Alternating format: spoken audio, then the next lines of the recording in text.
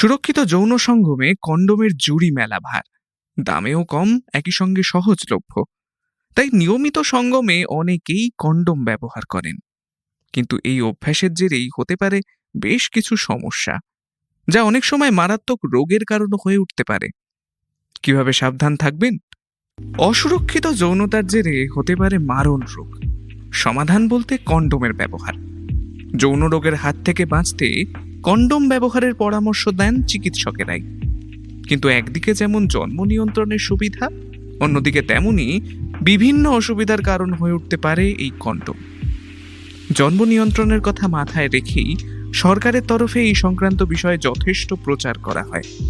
Condom ব্যবহার না করলে কিভাবে যৌন রোগের শিকার হতে পারেন যে কেউ, সে কথা স্পষ্টভাবে বোঝানো হয় বিভিন্ন উপায়ে।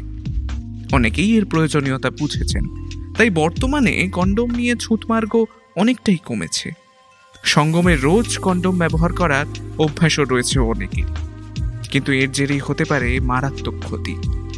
জন্ম নিয়ন্ত্রণের জন্যই কন্ডোমের ব্যবহার, তাই বীর্যপাত হলেও কোনোভাবেই তা যেন কন্ডোমের আস্তরণ ভেদ না করে, তাই কাম্য। সে কথা মাথায় রেখেই কন্ডোম তৈরি হয় ল্যাটেক্স জাতীয় রাবার দিয়ে, যা আদতে ত্বকের জন্য বেশ ক্ষতিকর। অল্প সময়ের জন্য হয়তো বিশেষ ক্ষতি হবে না, তবে প্রতিদিন কন্ডোম ব্যবহার করলে হতে পারে অ্যালার্জির সমস্যা। ঠিকমতো চিকিৎসা না করালে যা আরও বড় রোগের কারণ হতে পারে। শ্বাসকষ্ট কিংবা রক্তচাপ কমে যাওয়ার মতো সমস্যাও হতে পারে এর থেকেই। অন্যদিকে কন্ডোমের ব্যবহারে কমে যেতে পারে যৌনাঙ্গের সংবেদনশীলতা, অর্থাৎ দীর্ঘক্ষণ কন্ডোম ব্যবহার করলে সঙ্গমের সময় যে যৌন সুখ পাওয়ার প্রবণতা তা কমে আসতে পারে।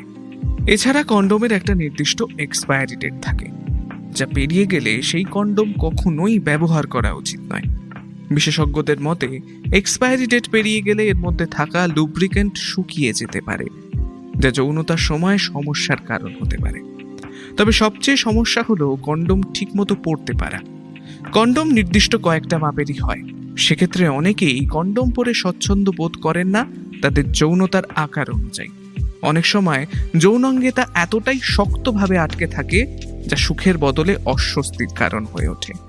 আবার কন্ডোম ঠিকমতো শক্তভাবে না আটকালে সঙ্গমকালে তা খুলে যাওয়ারও আশঙ্কা থাকে, সেক্ষেত্রে আরও বিপদ। যে কারণে কন্ডোম পরা সেই উদ্দেশ্যই সফল হবে না। তাই সাবধানতা মেনেই কন্ডোম ব্যবহার করা উচিত। কম দামি বা নিম্নমানের কন্ডোম ব্যবহার না করাই ভালো। আর প্রতিদিন কন্ডোম ব্যবহার করলে তা যেন যৌনাঙ্গের ক্ষতি না করে, সে ব্যাপারে অবশ্যই খেয়াল রাখা দরকার। আর কোনোরূপ অসুবিধা হলেই সরাসরি চিকিৎসকের পরামর্শ নেওয়া উচিত।